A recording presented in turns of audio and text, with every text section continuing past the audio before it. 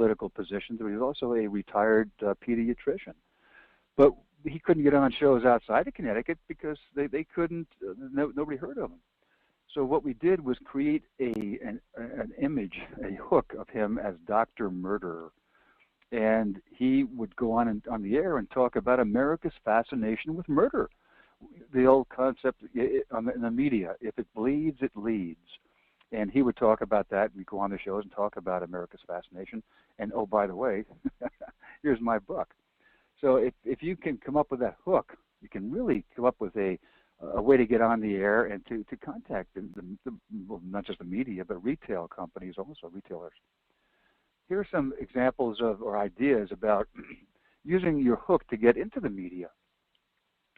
Well, what are some main themes of your story? There could be, like the Middle Fork had environmental issues. It was an adventure book, and it had risk in it, it had relationships. So if there are other themes in there you can talk about and get on the air to talk about that.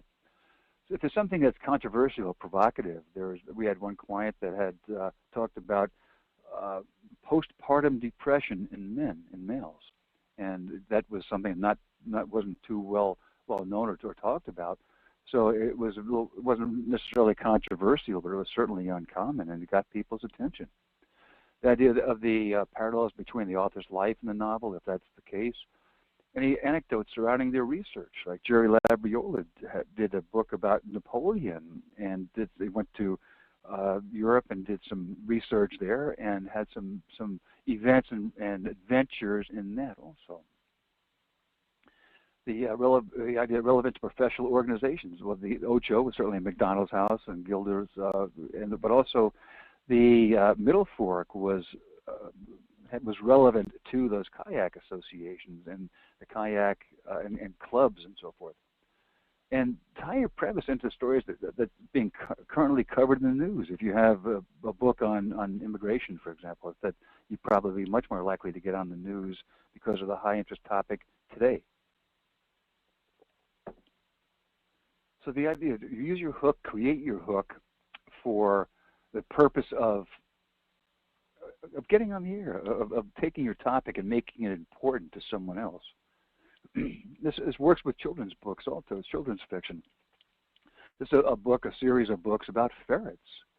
And one thing it's very good to have a series of books, because that's something that is, particularly in the non-bookstore marketplace, that they're looking for that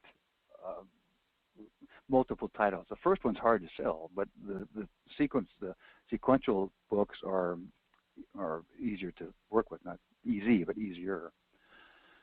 So here's some more ideas for a book on ferrets. And this is not just about ferrets. Think about children's books in general, but this particularly about almost any animal. If you have a children's book about any animal, any fiction, the obvious ones are the Petco and the pet stores. The Ferret Foundation would be one, Doctors Foster and Smith online.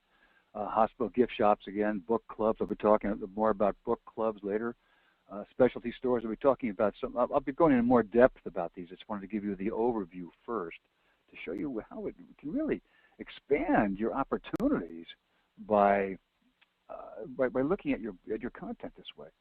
Even this idea about schools, homeschooling is a enormous and quickly growing marketplace. The elementary schools, the public schools are difficult to get in because of the approval process is extended, and it's something that I think you'll find it less time consuming to get into the homeschooling or the private school marketplace. I just wanted to give you an overview of how I'll be looking at selling fiction, and not just through bookstores, but various other ways. Now, next T is your target, and this is something where, if you've been at many of my webinars, we always bring this topic up, and probably the same slide up. But it's really important, particularly in fiction, that if you find in most cases females will purchase, well, females in general purchase more books. I heard the percentage today that's 87% of all books are purchased by women, even books for males. So it's something that you want to, if that's an audience which you can address, then that's very helpful to your sales. But think about the age factor. If it's you might have a if it's an older demographic, then you might want a large print edition. Where do they show the income? If it's something if your target is an upper demographic, then maybe you have your books on cruise ships or sell it in Neiman Marcus or Macy's. If it's a lower demographic, then you want to go to Walmart or Target. So you want to have your books available where your target buyers will shop. I know it's kind of a no-brainer, but it bears repeating. The education level, that gives you an idea of the vocabulary that you can use in your communication in your media. So just knowing your target market is really important. And I'll tie this together after a few slides about how this can be done. And now testing, that's the third T of testing. You want to test your promotion, your distribution, your pricing, and particularly your cover design. I had some issues with my cover. My first book that I designed the cover of it, I thought it was a great cover, but apparently the retailers didn't, so I had to change the whole thing. What I'll do now is like to have a little poll for you here where we can look at several different cover designs for a book about, this was a cannon train from during Revolutionary War from Boston to Fort Ticonderoga, New York, and they were bringing cannons for Washington's troops there. And it's a story about that cannon train, and so we looked at that. Let me bring this poll up here. You should show on your screen see which cover image. The one it's 1, 2, 3 across the top, left to right, and 4 and 5. There's only 5 choices, so pick which one you think is the best. Number 6 was not did not rate well. Looked like someone was hanging there, like I think the person was hanging. So we tested these through a variety of methods online, through focus groups, and getting some good results here. Number 1 is number 1 and number 5 are tied at this point. Number 2 and 3 have some. Number 4 doesn't have any votes, which is you're all connoisseurs of cover design. Obviously, that's good. Okay, we have it. I don't know if that shows up on your screen or not. Let me check here.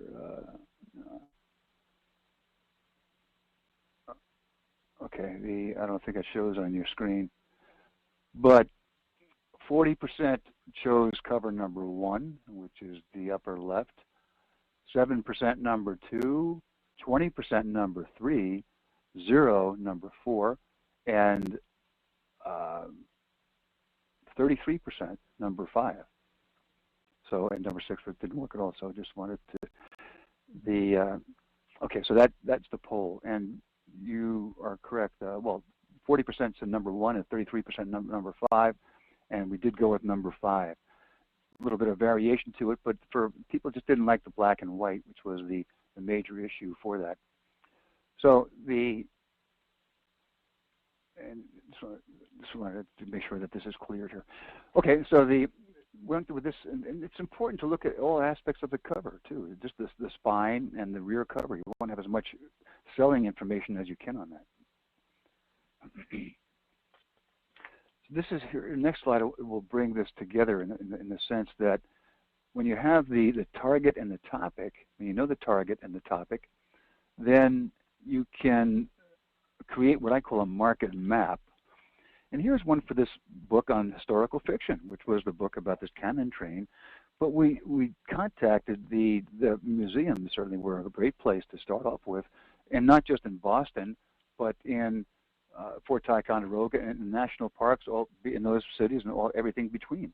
There are associations that have Revolutionary War battle recreations, and they would use the book as a thank you for coming. They would give a discounted price for coming to the reenactment. Had a little gift shop there and sold it. Went to the hotels in Fort Ticonderoga, and they put it in their rooms also. And if the people wanted it, they just added it to their bill. This government bookstore, you might want to take a look at this. It's bookstore.gpo.gov. And they sell a wide variety of books to the employees, the government employees, but also to the general public. Not just on military, although it did work out well for this book, but it was something that was helpful you might find helpful. I'll go into more in depth about the media, about libraries, about catalogs, about the reading groups, about book clubs, about schools. So we'll talk about these later. But I just want to show you how you can tie this all together with this book on historical fiction. So it's coming up with the genre and the topic and making that so. One way you can test your books, you can do it on Facebook, you can do it on your website, you can do it in focus groups as we did, or you can go on 99designs.com, the number 99designs.com. And this is what they'll send out to people. It has different cover designs, and you can click which one you like, and you can take multiple answers, but also give a comment about what you liked and didn't like about the cover. And so that can be really helpful for you. Another thing we did with one client, we put together a book. It was a fiction, but the point I want to make is we put a QR code on the back right here, and so if people at a retail store, they can take their phone out, scan that, and get a video about the book, something about the characters and the storyline, and you can actually turn any printed book into a variation of an ebook this way by putting some QR codes throughout. If you have a particular location in your book and you want to demonstrate it, well, maybe have a video of it, and you can have a QR code to that video. And it's just another way to bring your book alive, to hit more senses of the readers and get them to get more involved with your book. This website, qrstuff.com, you can put in you get a free QR code there. So you can put it on your literature, you put it on your book cover, you put it on the internal part of your book. You put it anywhere you want. Baseball caps, T-shirts, whatever. We also did the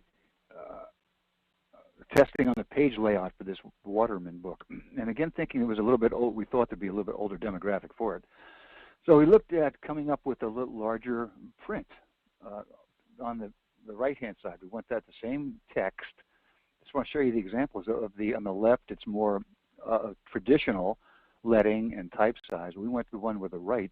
It had the added benefit of giving us a larger spine because it took more pages because of the larger typeface. So we had a larger spine, which gave it a little more shelf prominence. But the idea is that by knowing your target reader, you can find those places in which to sell it, but it impacts the page layout. So you come up with a layout that's more readable for your target market. Now the timing, number 3, the third T. This I want to give you an example of when most gifts books are sold. It's generally in the May, June, July, Mother's Day, Father's Day, graduation period, and then the November, December, fourth quarter holiday period. Most books gift books are sold during those times. Most books in general are sold at this point. But what some people will do, that they'll see their sales are down in January and February, and they'll cut the price. But that's when people are buying, the retailers are buying the books for the year. So you don't want to cut your price. You may cut it to the general public, but don't cut it to the retailers, because that's when they're buying the books. And also just the timing. Introducing your book, you want to introduce it at a time that's appropriate to your content. And if you can tie in with a major marketing period, it's very helpful, particularly for getting some media exposure. This website is the holidayinsights.com. Will give you a lot of these marketing periods which you can tie in with your book. Here's an example of this.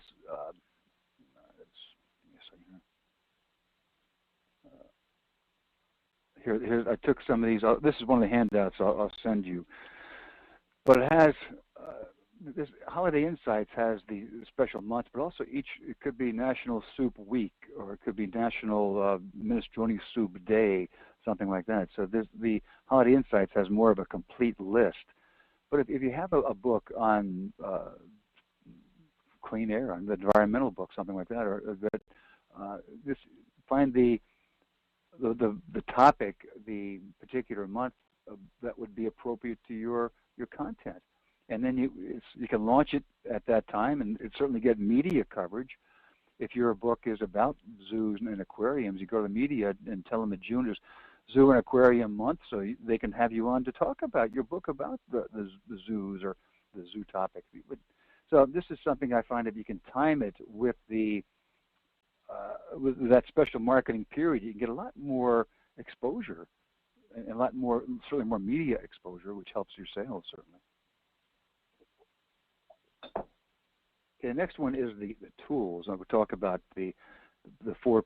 It doesn't look like 4 Ps, but the product, place, price, and promotion of that.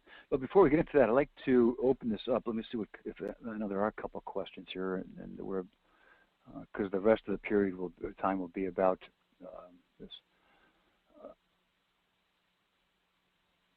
Let's see. What's the best? Okay, when you identify your segments, what's the best way to contact them?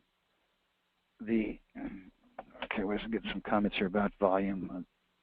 Hopefully this is better. I'll just turn it up a little bit. Okay, so hopefully that Tammy, hope that comes through a little bit better. That volume's turned up now. So, but back to the marketing segments, I do a whole webinar on that. Several webinars. I do a webinar just on contacting retailers, and one webinar on contacting non-retail buyers. So it's really important to, when you contact these people in general, it's not about your book. It's about how your content can help them. For example, we had a romance novel, and we go to a national chocolate company. And on Valentine's Day, we're setting up a program where on Valentine's Day, if you buy say a 5-pound box of chocolate, you get a choice of romance novel along with it. Or go to 800 Flowers, and if on Valentine's Day, if you buy a certain size bouquet of flowers, you get a choice of romance novels delivered with it. So you tie in your content, not to sell your book, but help your end user sell more of their products. The associations don't want to sell your book unless they have a bookstore on their website. What they want to do is get more membership. They want non-dues revenue is what the term that gets their attention. So thanks, Rita, for the heads up on that. Next, do you have any advice for marketing books which are primarily literary in nature and don't have an easily defined genre? Well, Charlie, that's certainly a good question, and I think that if we can address that at the end, I think I will go, some of the things I was talking about now, the marketing tools, particularly the promotion aspect of it, will give you some ideas on that, and if not, just bring it up at the end and we will discuss it. So that's the end of the questions at this point, so we'll get into the product changes for fiction.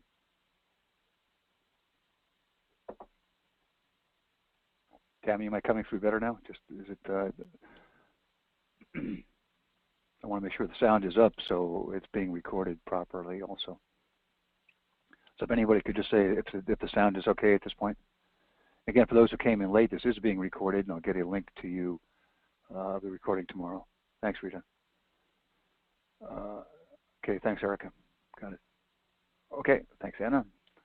Okay, doke. So I'll keep it at this volume then and just continue talking, much to the chagrin of many. Anyway, for those who came in late, this is being recorded, and I'll get this to you. So the first one is the product changes. Now, this next slide, it's busy, but I'm not going to go through all these. But what I wanted to talk about, some of these things, that when you're creating your manuscript, you're writing it, there are a lot of things that you can do to help sell your book.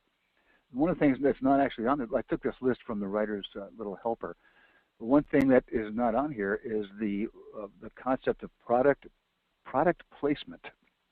That if your character is pulling out a soft drink, well, have it be a Dr. Pepper or a Coke or a Pepsi, and then go to Dr. Pepper if they say that they may sponsor it. If not, then go to Coke, and then go to Pepsi or 7-Up, whatever. So the idea is that you put a brand name in your book and go to that company before your book is published and get them to sponsor it. So you may get some sponsorship money to cover your printing and production costs, which certainly would be nice. But I want to, again, you'll get the recording of this tomorrow. You don't have to write all these down. But the idea, I want to leave us up for a little bit. The first three, the utility and information and substance, are important to the museum and zoo gift shops and aquariums, where your content has to be well documented. If you have dates of when dinosaurs lived, then you can't say that they're a million years ago. You have to be able to pinpoint it, and whatever it may be. So they're looking for quality information that's documented. And all these do not apply to all fiction. Obviously, if you have a serious book, you're not going to have a sense of humor or have happiness, and you might have a happy ending. But these are just general concepts for what makes good fiction. So this is, I thought it was funny. I heard this one quote that was interesting, that life is different from fiction in the sense that fiction has to make sense, has to be logical, where life obviously does not have to be that way. So but these are things that you can, in your writing, create this imagery, get people involved. It's the show don't tell concept, and getting some excitement, getting when the idea of a page turner. When reading a good book, also I get the end of a chapter, and there's I can't wait to get the next chapter because they have that bridge to the next one. But you can get this information that what can make a good book. So your fiction starts off, as do all good books, with the content, with the good writing, good information, and well written, well structured content. So this is something I thought would be helpful to you for that purpose. This transcendence, I define that as believability. That you when you read a book, you at least I do, give it a lot of leeway.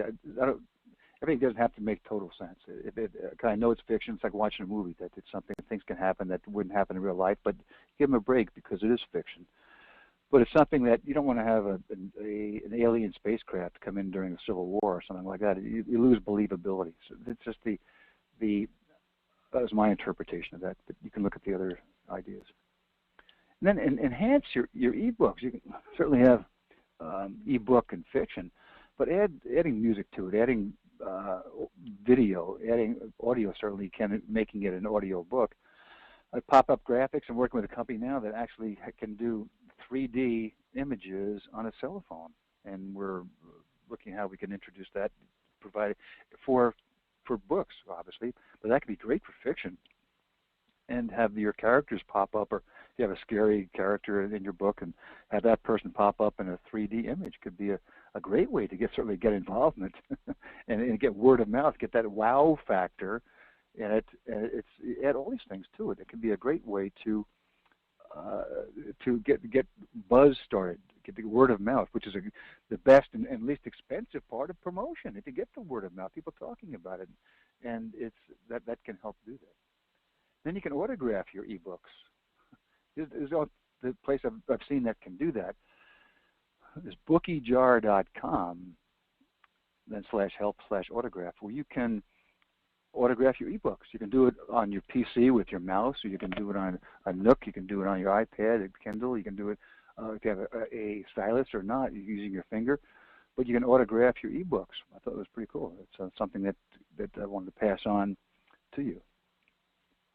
There's three other things of creating extensions. They're line extensions, brand extensions, and author extensions. And the line extension is using creating another book or a product in the same category using the same name, whether it's your pseudonym or whether it's your name. But it's coming up with a new size book. When I first came out with my job search books, this is before the internet, but I went to the local Barnes & Noble and I saw the career section was there, and all the books were alphabetical by author. So, where would Judd be? And who's to my right and left, or who's around me?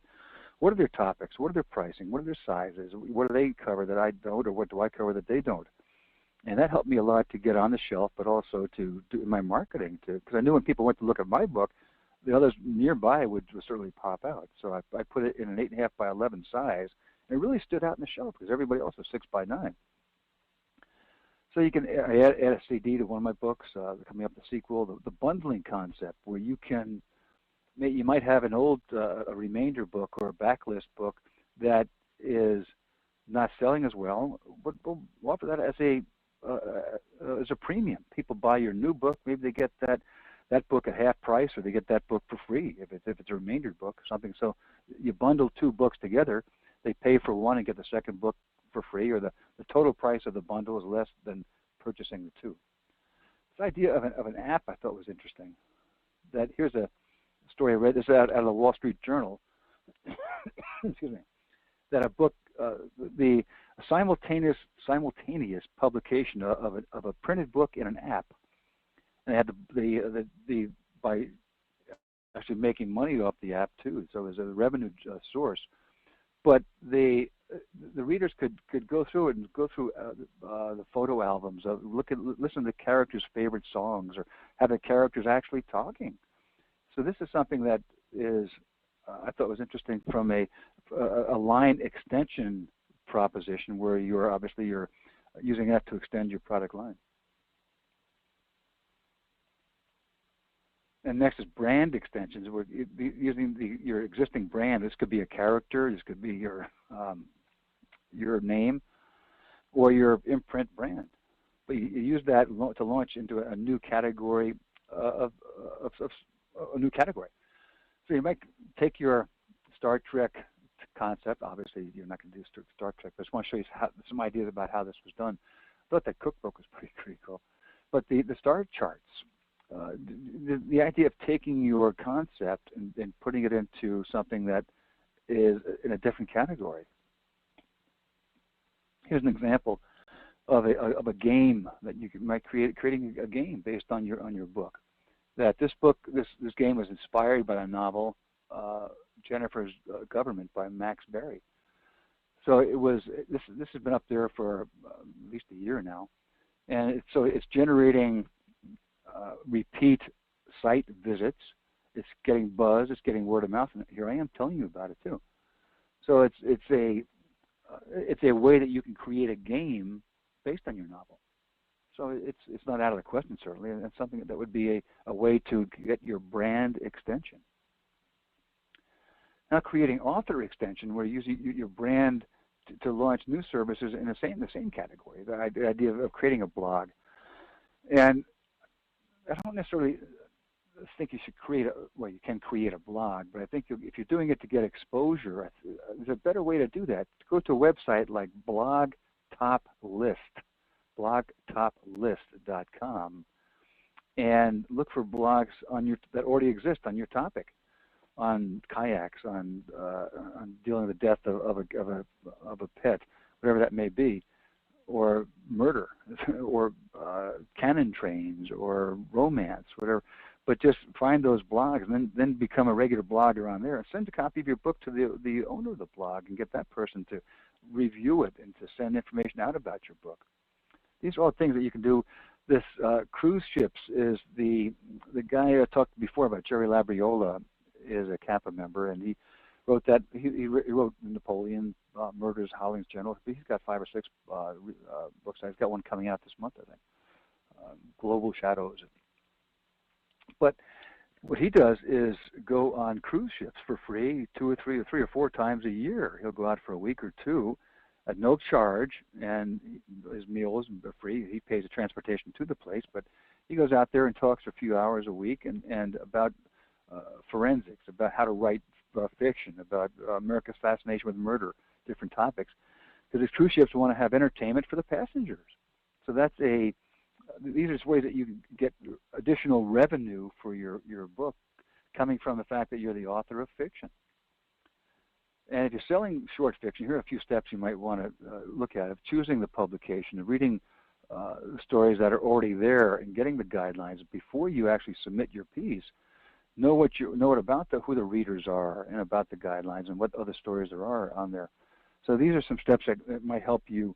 Certainly, you want to query the editor first and find out their procedures and their guidelines, and to start a relationship with the editor, certainly. If you have children's books, you might want to add plush toys to it. It's another revenue source. It certainly makes your book. It takes your content out of the book category. Now you can go more likely to go to toy stores, and more likely to get additional revenue, but also more buzz started about your book and more word of mouth, which is great. If the kids start talking, start playing with the dolls and playing with the dolls with your book, that's just a way of adding new revenue sources and new exposure for your book. So distribution, we'll get into that now. And there is obviously an opportunity to sell books in bookstores. You can get distribution through the major distributors and through Ingram, the wholesalers, and get into the online or offline bookstores, but also the chains. And this is one way of getting into the indies. That if you go to bookweb.org, this website up here, you go to bookweb.org, and that's the ABA site, and that they have a page where you can go there and get just sort by state. So you want to sell books just in Connecticut, you can do that. I don't know why, but or in whatever state, if your book is about the Cannon Train, maybe you want to start out in Massachusetts or New York. So you go there, you get those buyers, indie buyers.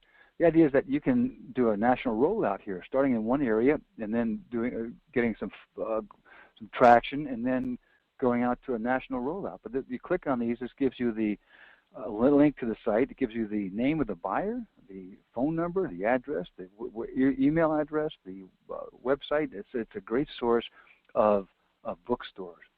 And each of these, there are probably 6 or 7 different regional booksellers associations that are on this ABA site. I'm in Connecticut, and here they have the New England Independent Booksellers Association, NEIBA, and they have an annual event. Each one of these associations, the Great Lakes, the Southwest, the Northwest associations, they all have an annual event. The NEIBA has a big show. Well, we did with Kappa, and the last couple of years we did a co-op with the Independent Publishers of New England, IPNY, and so we had a joint table up there, or a joint several tables together. So your local association, and you maybe be able to display your book at one of these events with the other authors. Let's say you co-op it, but you can't get into bookstores. Science fiction in retail markets. In retail, you need a distributor or a wholesaler, and the books are returnable. You get paid in 90 to 120 days, and it's much like selling to bookstores. So you're already used to these ways of doing it. But the idea is that if you're selling to the military, you can go through the exchanges, the Navy-Next. They sell a lot of fiction to the sailors on board ship, where they have their time on duty, then they have a lot of free time, and they're on the ship, so they want something to do. And they don't have a bookstore on the ships. They have a catalog where the sailors order their supplies, and then the next day the helicopter comes in with their supplies, and but they get the books to them in that fashion. It's a great way to sell books. And then AFES, the Army Air Force Exchange Service, that has Tim Calkins is the buyer there, and they have a big website. So if you go to these websites, it has a vendor page where you can sign up to be a vendor, and then the AFES site also has a list of preferred wholesalers, also, so you can make sure you're getting to the right one. It tells you which wholesaler to contact based on your geographical location too. Airport stores. If your target reader is a business traveler or families that are traveling together, well, you want to be in airport stores.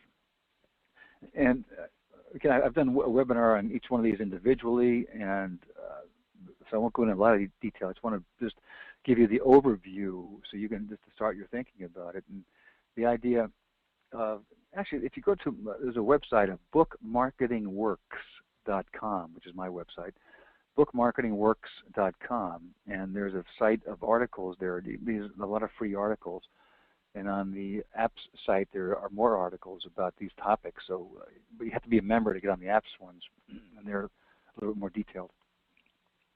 But airport stores, if you go to the non-airport store, non-bookstore stores, so if you have a book on, it might be a luggage store. If you have a book about traveling, about how to pack luggage or something, or it's a story that might be interested to give away with the luggage. So you buy a briefcase at these stores, then you get a free copy of your book along with it. Book clubs, I'll talk a little bit more later. Schools, catalogs, I'll talk a little bit more later.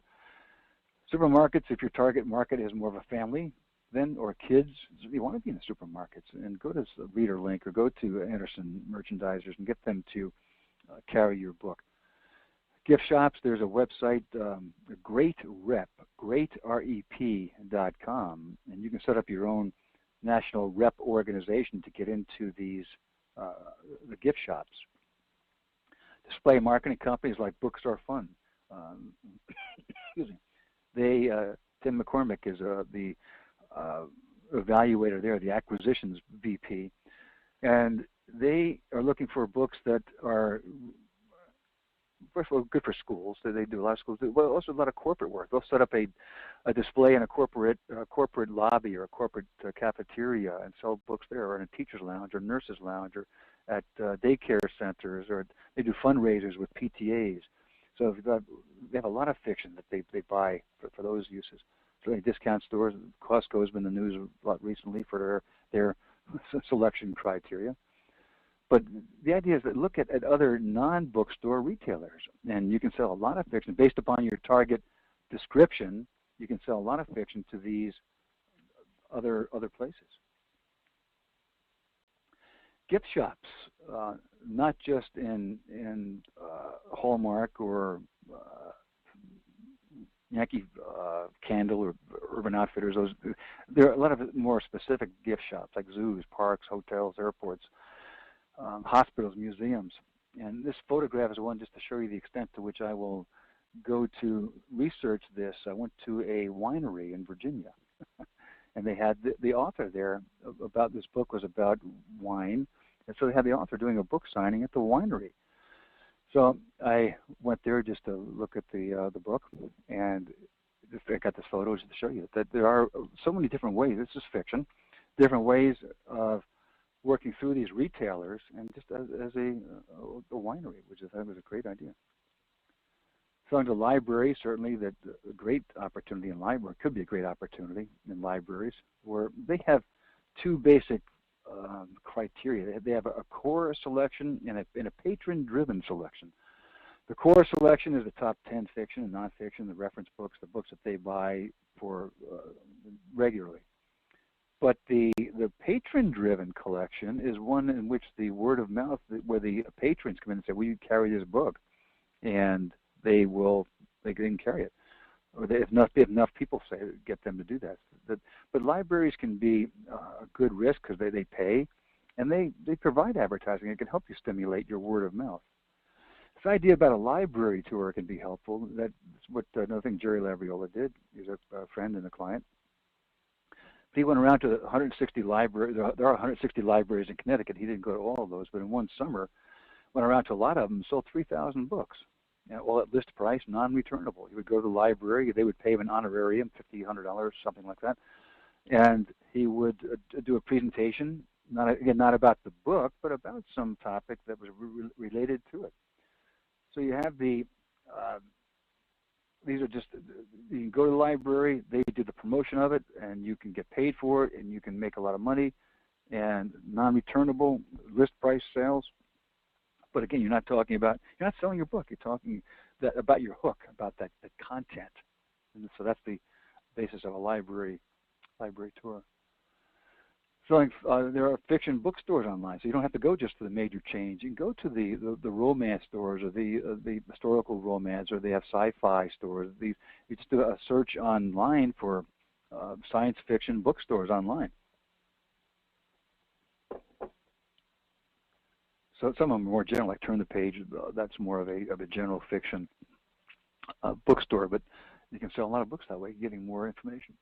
There's catalogs. The National Mail Order Association, NMOA.org, has these catalogs and links to the catalogs and links to the acquisition people there. So if your book is about something to do with jewelry or with health and fitness or whatever, go there and you can get into these catalogs, or get the people, if they don't put it in your catalog, perhaps they could offer it as a premium. So if you buy something, if you buy a furniture, you buy a desk, and you get a free copy of this book along with it, which would be your book, obviously. and they would buy those in large, non-returnable quantities. We got one book in the Restoration Hardware had a while ago they had the stores and the catalog. So one of my clients' books, with the store manager's permission, we put the book in different settings, took pictures of it, and sent it to, and then got their catalog and took this photograph and put it in the appropriate size and pasted it on the catalog page and put a description of it, sent it to the acquisitions person saying, here's the book, how it could look on that page, why it should be in that section, and here's a description of it, and here's how it could look. And they took it because we made their job easy. So when you're going to the catalogs, you can get placed in the catalog, or maybe if they're taking pictures of coffee tables, have your book there on the coffee table as a device, something that is an attention getter, just something that make it look like a home bookstore, home coffee table. So there are lots of ways of getting in catalogs, of not just having them carry your book. There are a lot of reading groups around the country. Maybe 10 people here, 15 people there, 5 people over here, and these people get together and they read a book. My wife's in one of these. That 10 or 12 ladies get together and they read the same book every month. And they get together and talk about it. Now, for you to go out and find all these groups, I think would be time-consuming, and selling 10 books to one and 5 books to another is not the most productive way of being profitable. But go to reading groups, readinggroupchoices.com, and they have a database, a list of all these reading, not all of them, but many of these reading groups around the country. And they're looking for fiction, primarily. And if you go there, there is a charge to be in this, but they'll buy X thousand books at a time. So you send all your books, sell all your books to one person in one place, and they send them out 10 at a time, 5 at a time. So your costs are much less. Costs are less, so you can utilize their fulfillment services. But I think you may find that to be a good opportunity. You have to decide whether that the cost of the catalog is something which is appropriate for you, and may or may not be.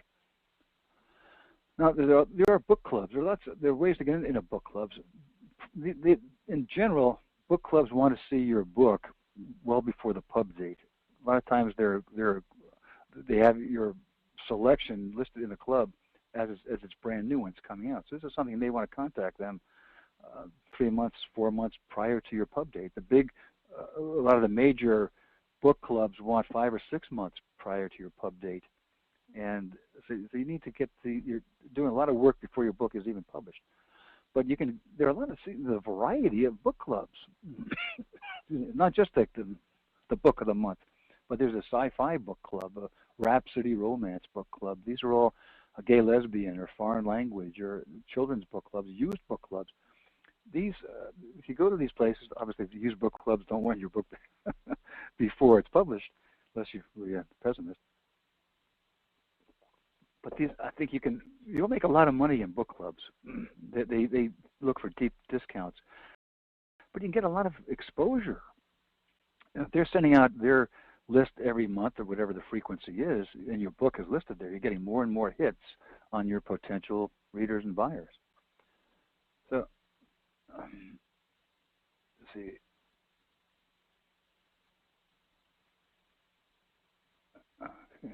Some people are still having trouble hearing me here. I hope this is coming through okay. I'm still trying to I have the sound up, and I'm talking as much as I can directly into the phone here. Anyway, start your own book club. If you can't find one that's appropriate for you, go to this ehow.com and then just click through the prompts and start a mystery club, a romance club, a fiction club in general. Get a few people together to start your own book club, so you have a variety of titles, and you can do your own. It doesn't have to be great. We work with corporations, and that they want to create a book club for their company. So they want to give a perk to their employees. So I'll come up with the company name book club, and we'll create actually a page for them, a branded landing page. We do the back office for them with selling the books, but they buy X books in advance. Or if it's ebooks, they'll buy one-time use codes, and they create this book club for only for their employees, and they So the company buys the codes for the downloads. They send out to all the employees. They can download the books for free. And it's a great way to sell ebooks, too, as fiction ebooks. We're doing that with a national bank. They want to reward their clients and their customers and their employees. So they're setting up this branded landing page. So when the prospects go to this page, it looks like the bank owns it. And the bank buys the one-time use codes from us, and they can download a printed book, an ebook, and it's free for them. The bank has already paid for it. So starting this book club is not out of the question at all. We do this regularly, but periodically we do that for these corporations and banks and other firms or organizations. Here's an example of a corporate book club. I thought it was great for Lunesta, having a book club of reading when you go to sleep, reading yourself to sleep when you're taking Lunesta. But you're taking your content and you are going to a company and telling them, here's how you can create a book club to generate more revenue, but also to tie in with your product. I hope these examples are giving you more ideas about how you can sell your fiction. Audio book clubs. Before I was looking at print book clubs, but these are the audio book clubs, and create your own ebook club. If you go to a company, if you create your own book club, then you might want to talk with some other authors that have complementary, non-competitive books. And so when you go to these people, you can say, well, I have a list of different titles, and we'll update it and upgrade it periodically. And so when you go to them, you're not just selling your book. If you're an association like CAPA, and this is something we're working on with APS, the Association of Publishers for Special Sales, that will have all the members we'll do the work for them. We'll go to the corporations, and we'll create the store based on with all the APS members' titles on it. So think about ways in which you can expand your sales. And if you're the organizer of this, maybe you could take a percentage for yourself for all your work too. So let's put this together for before we get into the next segment about pricing and promotion. This is for a romance title. And the idea, this is cruise ships is really big on romance. This is one handout I'll be sending you about the director of enrichment programs is your contact at each one of these cruise lines, but this is the contact information for those, and I'll send that to you. You'll have that. But if the romance titles going as a corporate premium, I mentioned before about the 800 Flowers, or go to Victoria's Secret, and on Valentine's Day, if you buy X dollars of lingerie, you get a choice of romance novels with it. It's a way of setting it up. So one rep came to us and said his client is Coca-Cola. So what do you have for Coca-Cola? So he came back to them with an idea about selling Moby Dick. And it doesn't really tie in with Coca-Cola, but Moby Dick is a classic, and you have Coke classics. So how about Coca-Cola putting together a program with the classics? So you're not selling your book. You're creating. Obviously, you're not going to write Moby Dick, but the concept applies to your title also. But these are all different ways of putting it together for creating what I call a market map for your genre title. If it's the literary fiction, maybe it's more geographically oriented. If it takes place in New Orleans, or then you're focusing in on that, or you're focusing on the characters, focusing in on the relationship between the characters. So if you can always find some hook and some way to, I think, create. I believe you can always find a hook or a way to create this market map for any book. Like the literary fiction could go to the reading groups, certainly. Now look at pricing. The competitive pricing is something that you should not do. By that I mean, you say my competition is at $14.95, therefore I'll go to $14.95. Well, maybe your competition is printing 5,000 books at a time, and you're printing 100, and their print cost may be $1 a book, and yours is $5 a book. So they're making a lot more money at $14.95. You may not be losing money through distribution. And the penetration is coming up with a real low price where you try to penetrate a market. It might be an introductory price. Skimming would be a high price if you have content that will be obsolete in a short time, then you want to have a skimming type of a topic. Pricing. Market pricing is something that I think is a important and the best way to price a book. And here's what a spreadsheet that I put together that you have.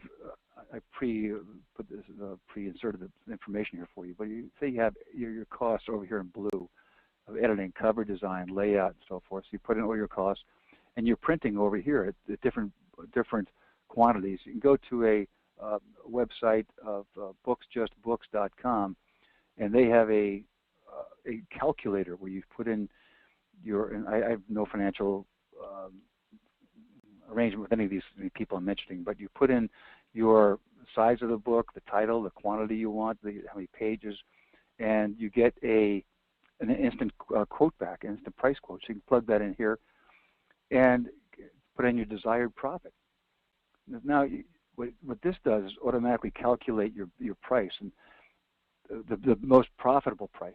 You may say, well, I'll raise my price to $27 and I'll make more money. Well, the likelihood you're probably selling fewer books. And if you drop your price substantially, then you're selling more books and not necessarily making more money. Your net profit is here, but the idea is that the likelihood of selling it is less. So I don't want to get too complicated here. I just want to show you a different way of pricing it. What this does is based on these costs, it gives you the most optimum price, so you're making the most money at what's that here? $26.12 with the price is $20.95. But then you say, well, okay, I'll just make a buck a book profit and see what happens to my price then. Well, it goes down to $19.95. How about I just sell through wholesalers? So it's 50%. I can price it $14.95 and still make a buck a book. So what this does is, or it could change the printing units. Say you're going to print 3,000 here, and then your printing costs change, and that. So now I can go to $11.95. So here you can adjust your variables and come up with the optimum selling price for that. I think that's a much more strategic way of coming up with your pricing than just to say, well, I think my competition is at $14.95, therefore I will do the same thing. So the bulk of the remainder, we're on for another half hour of just talking about promotion. So let's see if there are any questions at this point. If you have a question, just go ahead and put it in here. Doesn't look like anything at this point. Here we go. Relating to the question about who to contact, someone in marketing by email, or send a copy of the book. Well, it depends. That's my favorite answer. If you're going to a corporation, probably the product manager or a brand manager would be your contact. If you have a book on dogs, a fun book about dogs, maybe contact the product manager at Purina with an idea to help. You go to them and say, I have an idea that's going to help you sell more of your dog food. And their objective is to sell more 20-pound bags of dog food. So tell them they put a coupon in their dog food bag for a free copy of your book, and they'll sell more. So you can, you sell them 10,000 books, you put their logo on the cover, and they do the fulfillment. They may put the book in the bag of dog food, depending on what their strategy is.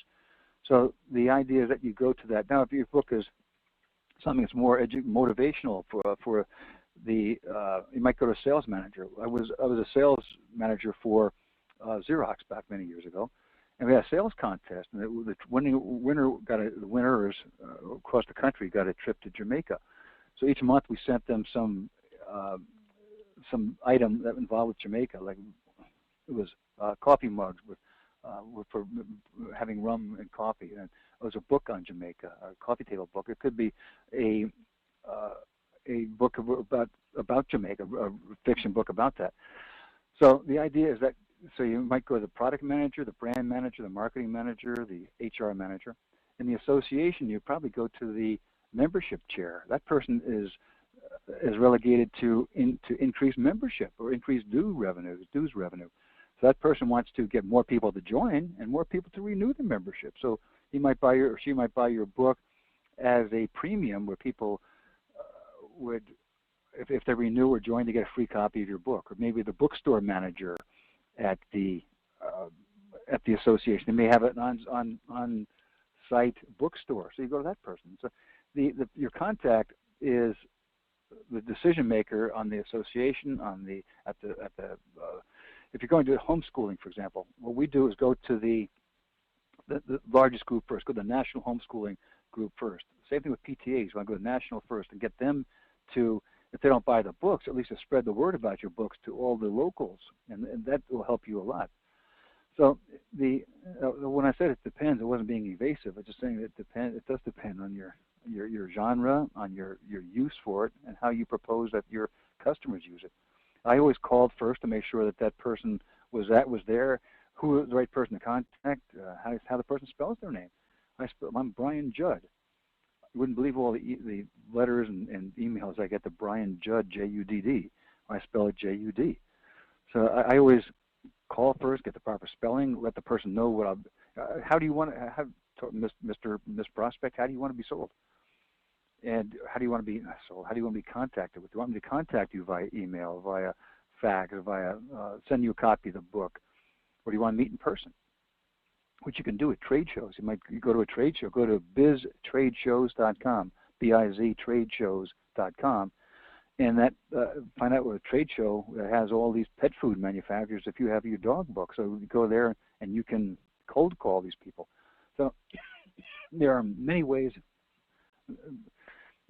It's like being a burglar in a positive way, that there are many ways of breaking into a home. You can go through the windows, through the doors, through the garage, down through the chimney.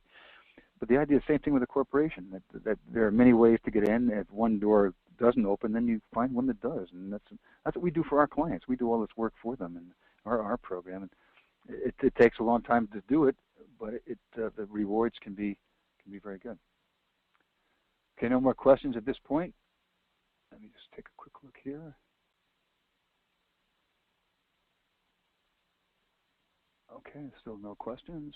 So what we'll do is go on to the next category of. Let me see if I can find something there. Something I didn't show you before. I skipped over it inadvertently. What this is a way to organize everything I've talked about to this point. And what that is you have your audiences, maybe your bookstores, and maybe your non-bookstore retailers. It could be your non-retailers, and this is a prompt for defining your buyers there. It could be for children's books. It might be the decision influencer, which is the child or the parents. They would be the purchaser. I did a direct mail program with my job search books. I was trying to sell them to college students, and college students didn't want to buy a $14.95 book. So I went to American Student List Company and got a list of the parents of graduating college students and did a direct mail program to them, and they bought tens of thousands of books because they had the money, they had the desire to get the kid the job and out of the house. And so don't minimize the impact of the decision influencer on something like this. But this will help you come up with your positioning statement, your how to establish yourself as an expert, awards and contests that you might be able to attend. I've got a handout on those. I'll give you, and I'll show you in a moment. A lot of these things. But what are the creating your website? What are these things that you can do for that? And what retail store campaigns? How can you come up with your being a celebrity, SEL celebrity at bookstore events or retail store events? Non-bookstore marketing, book fairs, and so this type of, you've put a plan like this together, you can organize all the things I'm talking about, but organize all your efforts, and I think that'll help you put a program together. So let's get into promotion now.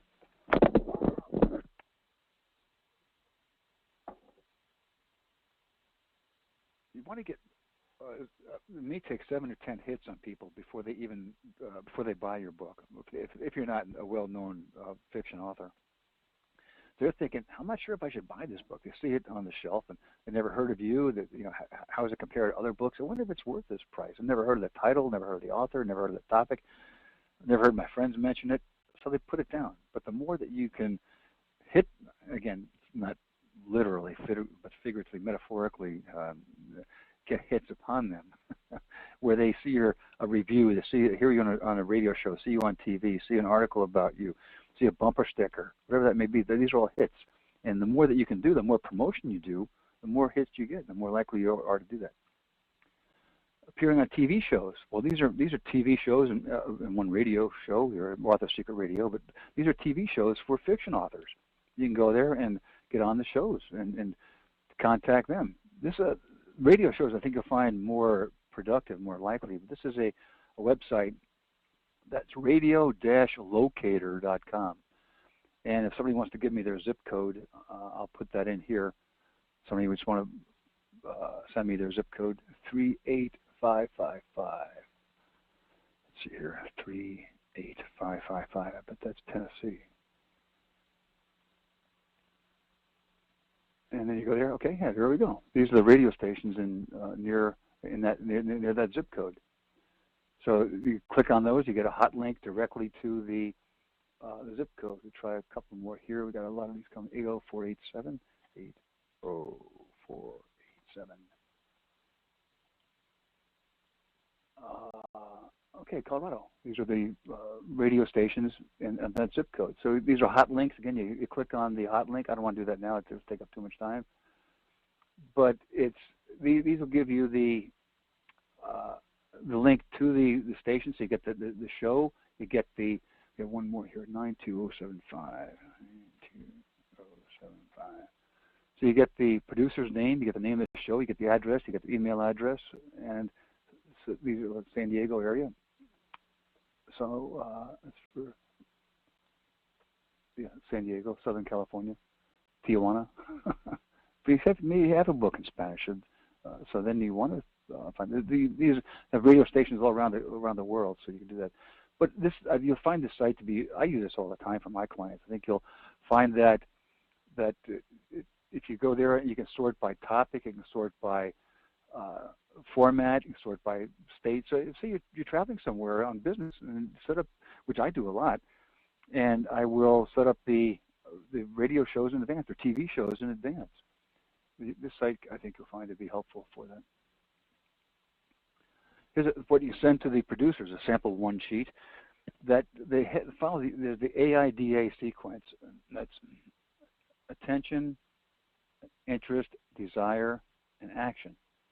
So you get the attention. Women in your audience, who they feel stressed, will benefit from what this author has to say. And if they're worried about their jobs, their careers, relationships, personal finances, well, who's not? Who is not worried about one of those? So you're getting the attention of the producer there. Then you get some interest. They're talking about the guest and what the guest can do, the experience of the guest, getting some desire. Here, this guest, I had a TV show, and the guest was on my show, so I gave her an endorsement. And then the action step, this is the desire here, the topics you can talk about, and then the action step, your contact information. So in one page, you can get all the information that not all the information, but enough information that the producer needs to call you back and at least to talk to you. And that's what your objective is to get them to talk to you. And before you get on the show, you want to know the host, the audience. This is good, your material, because again, what is your hook? And that's what you're on the hook to talk about murder. Well, then talk about that, but make sure you can talk about your book too, and that's your objective for being on it. And the media know that your objective is for that. Don't forget the print media. That they have these different magazines, and you can submit articles about this. That extends your brand recognition, your name recognition, your author brand recognition, as we talked about, author extensions, as we talked about before. These are just again put in your science fiction magazine as your search argument on Google, and these come up. But I just want to show you a variety of the different ones. A Romantic Time, a Science Fiction Weekly. Get them to do a review on your book, or write articles for them. How to write a science fiction book, or how to write a murder mystery. I assume over my dead bodies about murder mysteries. So that's print media. You can get a lot of exposure. You get more hits, and that's I think is important for that getting the people to say, oh yeah, I think I'll hit them the 10th time and say, well, now next time I'm at Barnes Noble, or I'm going to go to Amazon now and order this. I'm going to go to the science fiction bookstore online and order this book right now. That's what you want to get. After that 7th or 10th hit, then you get that action step, and that's why you have that perpetual promotion to make that happen. Start your own fan club. That's certainly a way to get it. People won't do it for you. Start your own, and you can do that on Facebook, and just follow the steps for that. Submitting your books for reviews and awards. There are a lot of different kinds of awards and reviewers. The reviewers, there's pre-publication and post-publication reviewers. Pre-pub reviewers want maybe 3 months in advance. This could be library journal, school library journal, Publishers Weekly. The post reviewers, like the Kirkus, and well, there are paid reviewers per Kirkus and Forward. You don't pay for a good review. You pay for a review, and they get reviewed. But others are free, but you have to send the pre-pub. It's generally 3 to 4 months pre-publication date, and post-publication obviously is after your book's been published. But there could be peer reviews. The people before your book is published, get your peers to read it and to make the comments on it. For international, this is a handout I'll be sending you about the fiction awards and reviewers of fiction books. So you have some hot links to those. And this is hopefully, then there are a lot more. There's one, just do a Google search on book reviewers for your topic, and I'm sure you'll come up with something. Internet marketing. We could spend and have spent hours on this, but I did not put anything in here about social networking, at least not on this point. I'll address that momentarily, but you're inundated with information about that. Every webinar, or most webinars on that topic, will talk about how to focus on Twitter or Facebook or LinkedIn or whatever. So I don't stress that here. But the other thing that you can do about the online media we just talked about, but podcast. Have a podcast by your characters, and go to that podcast directory and have your podcast listed there. That blog top list I mentioned before is a site where you go to and you can sort by your topic, and you can come up with people that are blogging on that already, and then you participate in their blogs, send your book to them as something that they can read your book, and then they can blog about it on their blog. So a lot of ways of marketing. WebRings is an interesting concept. You go to webring.com, and that has a WebRing is a group of similar topics. It could be books on romance, or books on adventures or murders, or historical fiction, or it could be a wide variety of WebRings. It could be on different topics. But here you'll have publishers of that information. You might have reviewers. And this WebRing would be information. It might have media people that are looking for authors of science fiction, whatever that may be. So find the WebRing that's on your topic, and you can.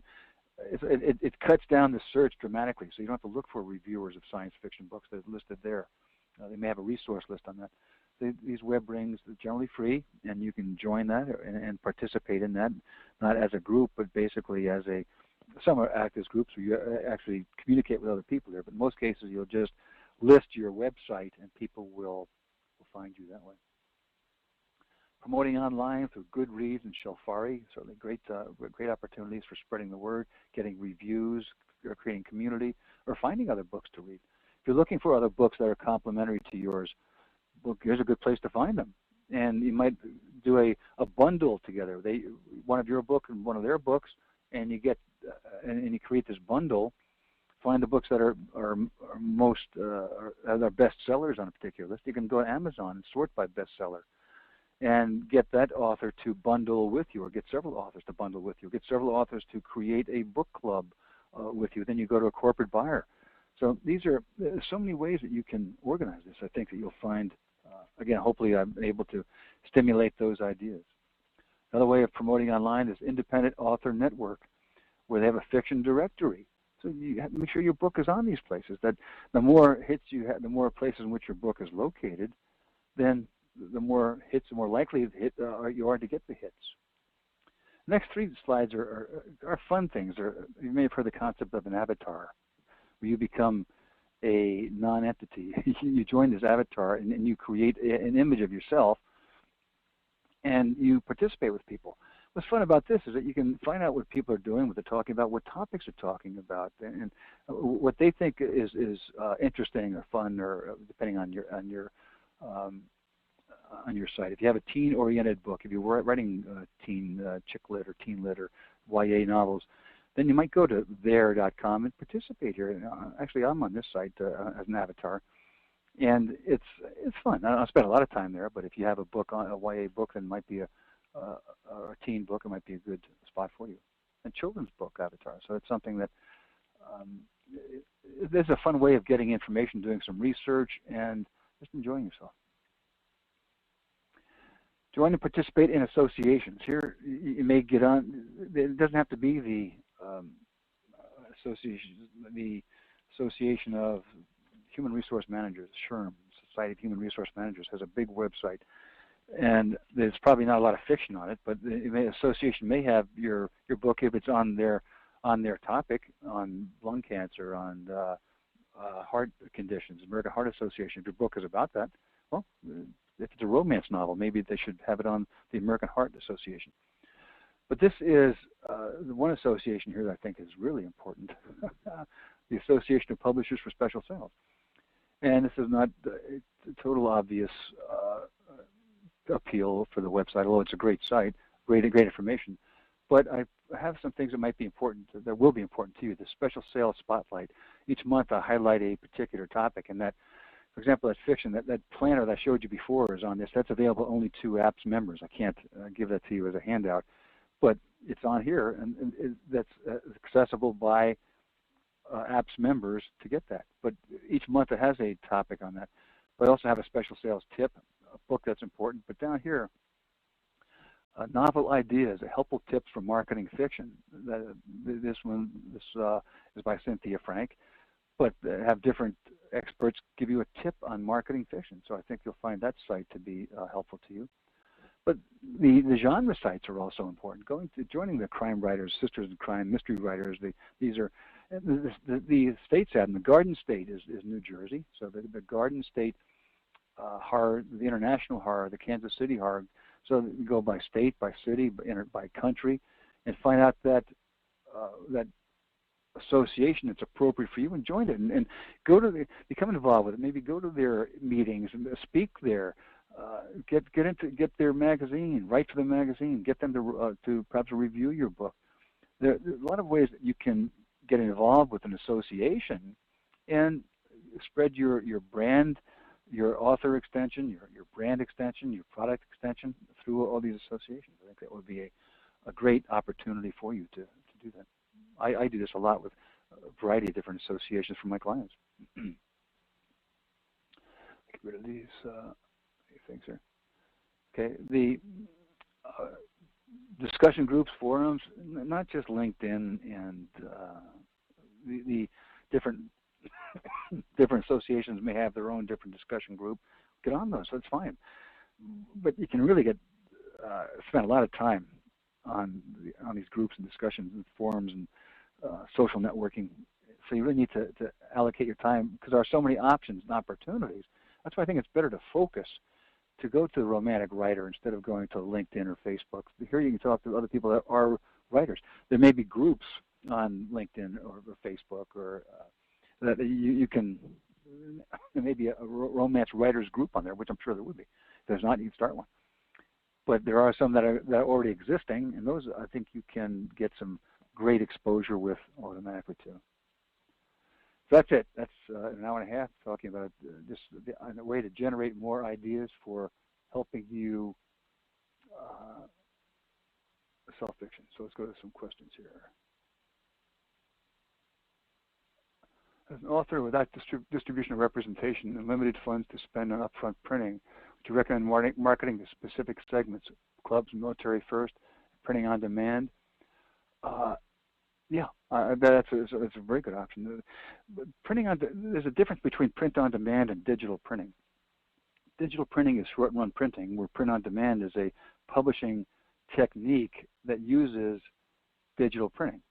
So just make that distinction. So you use digital printing to do short runs, but recognize that your pricing will be different too. If you print, say you print 500 books, and they're $5 a book, that's $2,500. Now, if you print 1,000 books, it may be $250. So you're spending $2,500, but you have 500 more books. So if you go to find, the idea is not just to use digital printing or offset printing, but to figure out where you're how best to spend your money. If you can spend $2,500 and get 500 books or 1,000 books, which would you want? Obviously, a rhetorical question. But then you can get that, and you can set up your own distribution through that greatrep.com. You can set distribution up for that. In my program, we sell books to non-retail buyers. In most retail places, airport stores will not take self-published books. So you're limited a lot into the retail that you can contact. So I hope that helps. So a question, what's a print media for children's book reviews? Well, library journal, school library journal. There are that handout that I had that has, should I find it here?